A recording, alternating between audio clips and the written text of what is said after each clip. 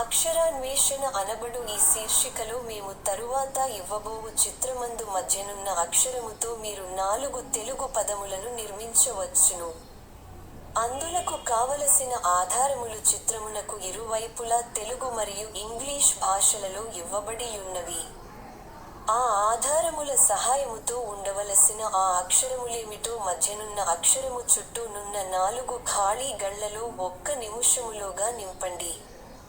ఒకవేళ ఆ కాల వ్యవధిలోగా ఖాళీలను నింపలేక పోయిన ఎడల 1 నిముషము తదనంతరము ఆ సమాధానము లేమిటో మేమివ్వగలము.